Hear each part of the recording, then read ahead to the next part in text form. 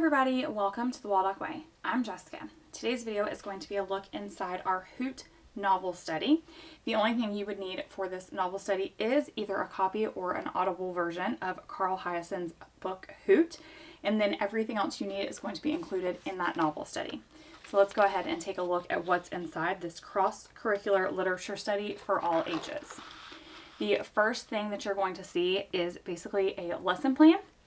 There are 5 weeks of reading along with everything that you would do. So you're going to have copywork, vocabulary, writing, comprehension. And then on the 6th week, this is going to be a review week. So you're going to be doing a lot of fun things to review the book that you've read. Here we have cross-curricular connections. So there are ideas and activities for every single subject. So ways that you can bring this book to life in math, writing, social studies, science, art, and music. So ways that you can really extend it. We have favorite quotes from Hoot, where you can write down your favorite quotes as you are reading the book. And then the 5 weeks, again, are going to be very similar. So we have copywork for each week. I have now updated all of the novel studies to include actual teaching about the passage. So for example, this passage shows how informal letters are formatted. Notice how Dear Dana begins the note, most sincerely is the closing, both needing commas. Also, the second paragraph could use a comma or a period to break up the run-on sentence. This is a great way to discuss run-on sentences and how punctuation helps clarify ideas. Ask your child to point to where the comma might make the last sentence a little more clear. So I've extended the copywork a little bit for you. Then we have vocabulary. They're going to be matching the words from the left to the definition on the right. There is creative writing each week. Some form of comprehension for the chapters that you've read that week. And then a summary of the chapters that you've read that week as well. Again, like I said, each week for the first 5 weeks repeats and very similar. You're just going to be learning different things. So here's copywork.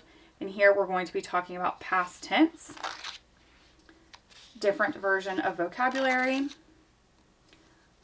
A creative writing, we're going to be doing a case file, comprehension, and summary.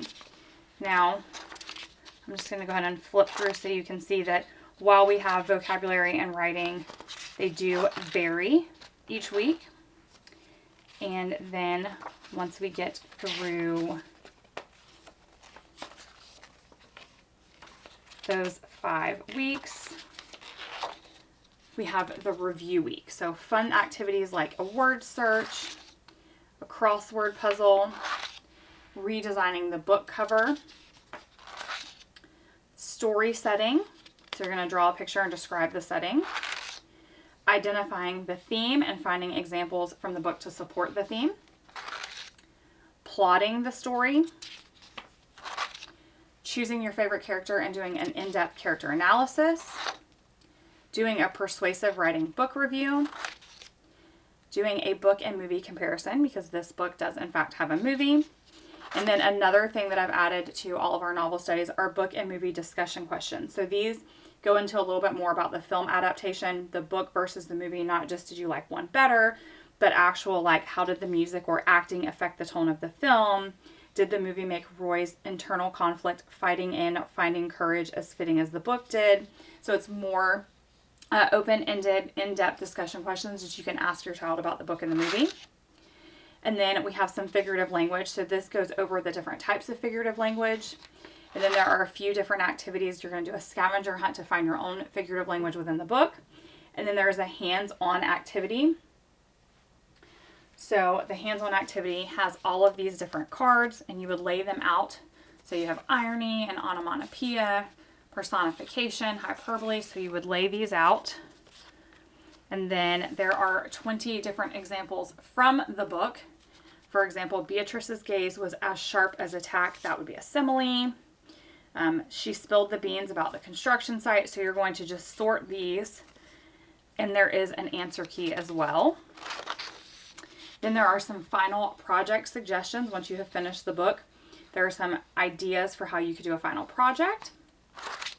And then an answer key for the vocabulary and comprehension, so you don't have to have read the book in case you just want to assign this to your child to know the answers.